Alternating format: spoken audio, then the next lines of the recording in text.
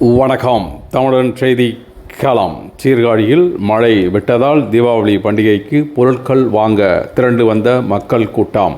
மயிலாடுதுறை மாவட்டம் சீர்காழி நகர்ப்பகுதியில் தீபாவளி பண்டிகைக்காக வியாபாரம் விறுவிறுப்பாக நடைபெறும் நிலையில் கடந்த சில தினங்களாக மழை பெய்து வந்ததால் தரைக்கடைகள், பூக்கடைகள், துணிக்கடைகள், வெடிக்கடைகள், இனிப்பு கடைகள், பழக்கடைகள், பல்பொருள் அங்காடி கடைகள் வியாபாரிகள் பாதிக்கப்பட்டு வந்தன. இன்று காலை முதல் மழை நின்ற நிலையில் வெயில் அடிக்க தொடங்கியதால் பொதுமக்கள் அதிக அளவில் பொருட்கள் வாங்க வர தொடங்கினர். இதனால் பூக்கடைகள், வெடிக்கடைகள், பழக்கடைகள், துணிக்கடைகள், தரைக்கடைகள், மளிகை கடைகளில் வியாபாரம் சூடுபிடிக்க தொடங்கியது. தீபாவளி பண்டிகை முன்னிட்டு முதல் நாள் மட்டுமே நல்ல வியாபாரம் எப்போதும் நடக்கும். அதேபோல் இந்த ஆண்டும் காலை முதல் இரவு வரை மழை இல்லாததால் வியாபாரம் ஓரளவுக்கு சூடுபிடித்து நடந்தது. இதனால் வெளியூர் வியாபாரிகள் மற்றும் உள்ளூர் வியாபாரிகள் மகிழ்ச்சி அடைந்தனர்.